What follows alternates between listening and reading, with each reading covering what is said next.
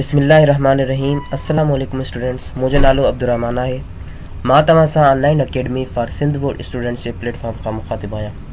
जीअं त असां तव्हांखे असांजी जेका प्रीवियस क्लास हुई हुन में तव्हांजो जेको पहिरियों नज़म आहे हमद उहो कंप्लीट करायो हो। त हिन असांजी क्लास में असां तव्हांखे सबक़ नंबर ॿियों पोरीअ जी अहमियत पढ़ाईंदासीं। सबक़ पढ़ाइण सां गॾु तव्हांखे हिन में जेके मश्कूं ईंदियूं उहे बि असां हल कराईंदासीं। त अचो त सबक़ जी तरफ़ हलूं था। सबक़ ॿियों, पोरीअ जी अहमियत। बेटा, पोरियो लफ़्ज़ जी माना आहे मेहनत मज़दूरी करण। पोरीअ जी अहमियत माना मेहनत मज़दूरी करण जी अहमियत। नबी अकरम हज़रत मोहम्मद सल्लल्लाहु अलैहि वसल्लम जन जो इरशाद आहे त पोरियत ख़ुदा जो दोस्त आहे। मतिलबु जेको माण्हू मेहनत करे थो, मज़दूरी करे थो, उहो अल्लाह ताला जो दोस्त आहे। इहो नबी पाक सल्लल्लाहु अलैहि वसल्लम जो इरशाद आहे, फरमान आहे।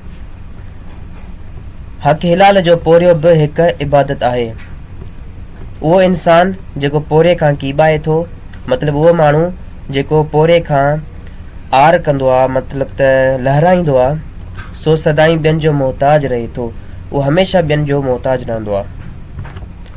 हीअ दुनिया जेका अॼु हेॾे ओज ते पहुती आहे, सा बि इंसान जे पोरे जे करे आहे। पोरे जे करे पहुती आहे, मतिलबु हीअ जेका दुनिया आहे जेका एतिरी तरक़ी ते पहुती आहे, उहा इंसान जी महिनत ऐं मज़दूरी जे करे पहुती आहे। इंसान महिनत कई आहे त असांजे मुल्क खे, असांजे माण्हुनि खे तरक़ी मिली आहे। उन खां पोइ आहे बाबा, असांजे प्यारे पैगंबर हज़रत मोहम्मद मुस्तफ़ा सल्लल्लाहु अलैहि वसल्लम जन पोरे जो घणो ताक़ीद फरमायो आहे। मतिलबु असांजो जेको नबी पाक सल्लल्लाहु अलैहि वसल्लम आहे, उन्हनि महिनत करण जो तमामु घणो ताक़ीद, मतिलबु उन्हनि हिदायत कई आहे। पाण सगोरा जेकी बि फरमाईंदा हुआ, आप सल्लल्लाहु अलैहि वसल्लम जो कुछ भी फरमाते थे, जेको पाण सगोरा सल्लल्लाहु अलैहि वसल्लम फरमाईंदा हुआ, चवंदा हुआ, उन ते पहिरियां ई पाण अमल कंदा हुआ। पहिरियां हुन ते पाण अमल करे माण्हुनि खे ॾेखारींदा हुआ। पोरे जी एतिरी अज़मत आहे जो ॿिन्ही जहाननि जा सरदार पंहिंजो कमु पंहिंजे मुबारक हथनि सां करण में फ़ख्र महसूस कंदा हुआ। पोरे जो एतिरो आला शान आहे, एॾी अज़मत आहे हुनजी वॾी, जो पाण सगोरा सल्लल्लाहु अलैहि वसल्लम दुनिया जे सभिनी इंसाननि खां अज़ीम आहिनि। पाण बि जेको आहे सो महिनत करण ते, मज़दूरी करण ते फ़ख्र महसूस कंदा हुआ। पाण सगोरा जॾहिं मके शरीफ़ खां हिजरत करे मदीने शरीफ़ में रहण लॻा, तॾहिं खेनि मस्जिद जोड़ाइण जो ख़्यालु आयो। मतिलबु जोड़ाइण मतिलबु तयारु करण जो ख़्यालु आयो। उन करे पाण सगोरनि हज़रत अयूब अंसारी रज़ी अल्लाह ताला अन्हु जे घर जे भरिसां ज़मीन जो कुझु टुकड़ो ख़रीद कयो। उहो टुकड़ो बनु नजार कबीले जे ॿिनि यतीम भाइरनि जो हो। उन ज़मीन जे टुकड़े ते जंग हो, जिते खजनि जा कुझु वण बि बीठल हुआ।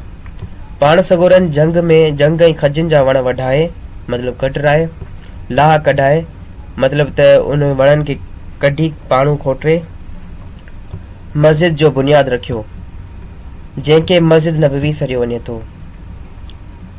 जॾहिं ज़मीन मस्जिद जी अदावत लाइ तयारु थी वई, त उन जी तामीर जो कमु शुरू कयो वियो। हुज़ूर सल्लल्लाहु अलैहि वसल्लम जन ॿियनि असहाबनि सां गॾु पाण हिकु पोरियत वांगुरु मस्जिद जी अदावत में हिसो वरितो। असहाबनि पाण सगोरनि खे अर्ज़ु कयो त उहो कमु असांजे हवाले करे पाण आरामी थियनि, पर रसूल करीम सल्लल्लाहु अलैहि वसल्लम जन असहाबनि सां गॾु मिटी ऐं पथर ढोईंदा रहिया।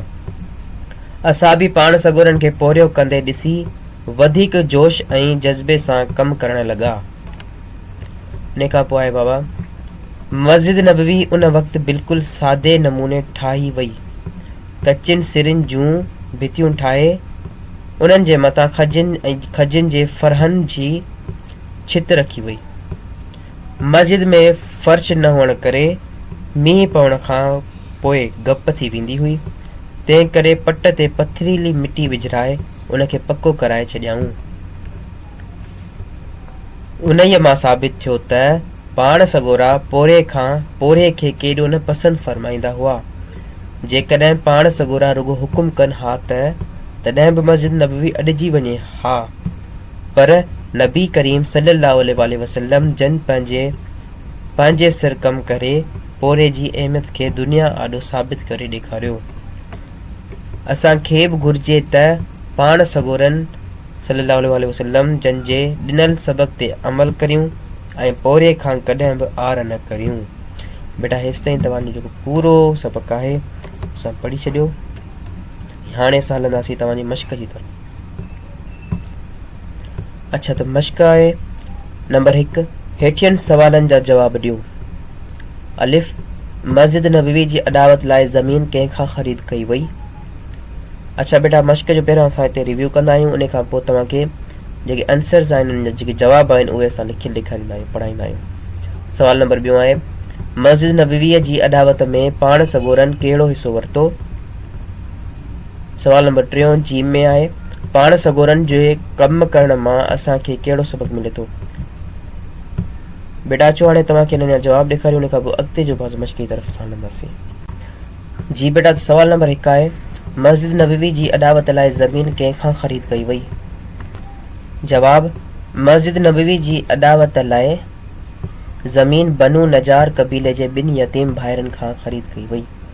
जॾहिं त इहो असां जवाब असांजे सबक में पढ़ियो हो। सवाल नंबर 2 आहे, मस्जिद नबवी जी अदावत लाइ पाण सगोरन कहिड़ो हिसो वरितो?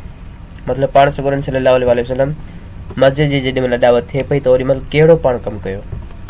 जवाब, मस्जिद नबवी जी अदावत में पाण सगोरन असाबनि सां गॾु पत्थर ढोए हिसो वरितो। मतिलब पाण सगोरन सल्लल्लाहु अलैहि वसल्लम असाबनि सां गॾु पत्थर खणी करे मस्जिद जी अदावत में हिसो वरितो।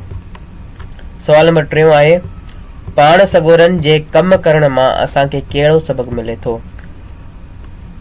बेटा हिन जो जवाब आहे, पाण सगोरन सल्लल्लाहु अलैहि वसल्लम जन जे कम करण मां असांखे इहो सबक मिले थो त असांखे पंहिंजो कमु पाण करणु घुरिजे ऐं पोरे खां कॾहिं बि न कीॿाइणु घुरिजे। मतिलबु कॾहिं आर न करणु घुरिजे, कॾहिं उन खां मतिलबु इनकार न करणु घुरिजे। ठीकु आहे बाबा, हाणे अॻिते ॾिसूं था मश्क में छा आहे। जी बेटा, त हिननि टिनी सवालनि जा जवाब असां तव्हांखे पढ़ाए छॾिया। हाणे जेको आहे सो हिसो ॿियो आहे मश्क जो, जंहिंमें लिखियलु आहे त हेठियनि लफ़्ज़नि जी माना लिखो ऐं पंहिंजनि जुमलनि में कमु आणियो।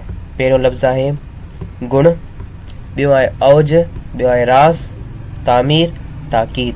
हाणे अचो त बेटा हिननि लफ़्ज़नि जी माना पढ़ूं ऐं हुननि खे जुमलनि में इस्तेमालु कयूं। जी बेटा, त साॻियो सुवालु हिते असां लिखियो आहे त हेठियनि लफ़्ज़नि जी माना लिखो ऐं पंहिंजनि जुमलनि में कमु आणियो। ठीकु आहे बाबा। लफ़्ज़ नंबर पहिरियों आहे गुण, जंहिंजी माना थींदी सुठाई। ठीकु आहे, इंसान में जेकी सुठाई हूंदियूं आहिनि, इंसान जी ख़ूबियूं हूंदियूं आहिनि, उन्हनि खे गुण चइबो आहे। जुमिलो ठहंदो, इंसान जा सुठा गुण उनखे अज़ीम बणाईंदा आहिनि। नंबर 2 औज, औज माना तरक़ी या घणाई या घणो।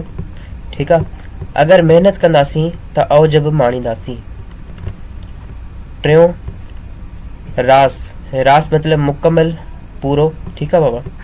मस्जिद नबवी असाबनि ऐं पाण सगोरन सल्लल्लाहु अलैहि वसल्लम जन जी महिनत सां ठही रास थी, मतिलबु ठही तयार थी। चौथों लफ़्ज़ आहे तामीर, तामीर मतिलबु अदावत। मस्जिद जी अदावत लाइ कचनि सिरनि जो इंतज़ाम कयो वियो। उन खां पोइ बाबा 5 नंबर तव्हांजो लफ़्ज़ आहे ताक़ीद, ताक़ीद मतिलबु हिदायत करणु, कंहिं कम जे लाइ, कंहिं सुठे कम जे लाइ ज़ोर भरणु। नबी पाक सल्लल्लाहु अलैहि वसल्लम असांखे नमाज़ पढ़ण जी ताक़ीद कई। ठीकु आहे बाबा। हाणे अॻिते मश्क जी तरफ़ हलूं था। जी बेटा, त हाणे मश्क जो टियों हिसो आहे हेठियनि लफ़्ज़नि जा ज़िद लिखो। हिन पासे लफ़्ज़ लिखियलु आहिनि, हुन पासे असांखे ज़िद लिखणा आहिनि। पहिरियों लफ़्ज़ आहे शुरू, ॿियो आहे दोस्त, टियों आहे फ़र्श, चौथों ज़मीन, पंजो कच्ची ऐं छहों आहे हिलाल। अच्छा, तव्हांखे हिननि लफ़्ज़नि जा ज़िद लिखियल ॾेखारियूं। जी बेटा, त पहिरियों लफ़्ज़ हो असांजो शुरू, जंहिंजो ज़िद थींदो आख़िर। ठीकु आहे। ॿियों लफ़्ज़ आहे दोस्त, जंहिंजो ज़िद थींदो दुश्मन। ॿियो आहे फ़र्श, जंहिंजो ज़िद थींदो अर्श। ॿियो आहे लफ़्ज़ ज़मीन, जंहिंजो ज़िद थींदो आसमान। उन खां पोइ आहे कच्ची, जंहिंजो लफ़्ज़ छा थींदो पकी, ज़िद थींदो पकी। उन खां पोइ आहे हिलाल, जंहिंजो ज़िद थींदो हराम। ठीकु आहे बेटा। त बेटा उन खां पोइ तव्हांजे चौथे हिसे में अचनि था ख़ाल, हेठियां ख़ाल भरियो।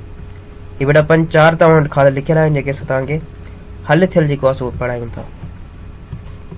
जी त बाबा ही ख़ाल आहिनि। नंबर पहिरियों आहे उन ज़मीन जे टुकड़े ते जंग हो जिते देश जा कुझु वण बि बीठल हुआ। त देश में छा ईंदो, खजीअ जा कुझु वण बि बीठल हुआ। नंबर 2 पोरियत ख़ुदा जो दोस्त आहे। देश में छा ईंदो बाबा, दोस्त। नंबर 3 जी बेटा, टियों नंबर ख़ाल आहे मस्जिद नबवीअ जूं भितियूं कचिन सिरनि मां ठाहियूं वयूं। ख़ाल में ईंदो कचिन सिर। नंबर 4, पाण सगोरन सल्लल्लाहु अलैहि वसल्लम जे ॾिनल सबक़ ते अमल करियूं ऐं पोरे खां कॾहिं बि आर न करियूं।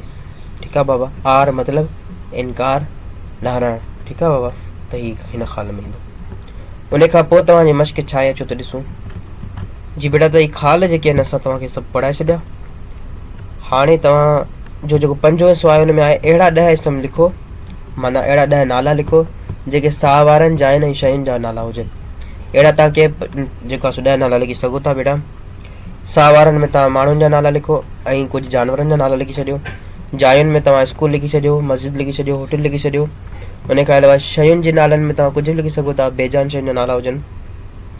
तव्हां जेको आहे पेन लिखी छॾियो, किताब लिखी छॾियो, कुर्सी लिखी छॾियो, मेज़ लिखी छॾियो, वण लिखी छॾियो। ठीकु आहे बेटा, त सभु जेको आहे सो इसम थी वेंदा। उन खां पोइ 6 नंबर ॾिसो आहे तस्वीर में रंग भरियो। यानी कि तव्हांखे जेको आहे सो जेके तव्हांखे सुठा रंग लॻनि उहे तव्हां हिन में भरे सघो था। ठीकु आहे बेटा। उन खां पोइ तव्हांजो कुझु नोट आहे त यादि रखो त इसम माना नालो, कंहिं बि साहवारी जाइ ऐं शइ जे नाले खे इसम चइबो आहे। इसम जो मतिलबु छा आहे बाबा? कंहिं बि नाले खे इसम चइबो आहे, उहो नालो कंहिंजो बि हुजे। जीअं गऊं, छोकर, मेज़, किताब, स्कूल आम नाला आहिनि, उहे इसम आम सॾिबा आहिनि। गऊं, छोकर, मेज़, किताब बेटा ही जेको आहे सो आम नाला आहिनि। छोकिरो जेको आहे ख़बर कोन्हे कहिड़े छोकिरे खे मुखातिब करे, त आम नालो थी वियो। गऊं जेको आहे सो गऊं जा मुख़्तलिफ़ रंग हूंदा आहिनि, त सिर्फ़ु गऊं आहे त इहो आम नालो थी वेंदो। ठीकु आहे बाबा। त किताब जेको आहे सो ख़बर कोन्हे असांखे कहिड़ो किताबु आहे, इंग्लिश जो आहे, सिंधी जो आहे या मैथ जो आहे, त हिन जे करे इहो बि जेको आहे सो आम नाले में अची वेंदो। स्कूल बि काफ़ी हूंदा आहिनि, सिर्फ़ु स्कूल चयो वियो आहे त आम नालो थी वियो। जेकॾहिं स्कूल स्पेसिफिक चयो वियो आहे न त पोइ उहो इस्म ख़ासि थी वञे हा। जेकॾहिं किताब को ख़ासि किताब चयो आहे त उहो ख़ासि नालो थी वञे हा। ठीकु आहे बेटा। त हेसि ताईं तव्हांजो जेको लेसन आहे थियो पूरो। इंशाल्लाह वरी मिलंदासीं तव्हांजे सबक़ नंबर 3 में, जंहिंजो नालो आहे हमद, इहो नात आहे सॉरी। ठीकु आहे, इहो नज़म आहे बेटा। ठीकु आहे, त हिन में मिलंदासीं। त उमेदु आहे तव्हांखे सुठी सम्झ आई हूंदी, ऐं जेकर तव्हांखे वाक़ई में सम्झ अची वियो आहे त ज़रूरु चैनल खे सब्सक्राइब कंदा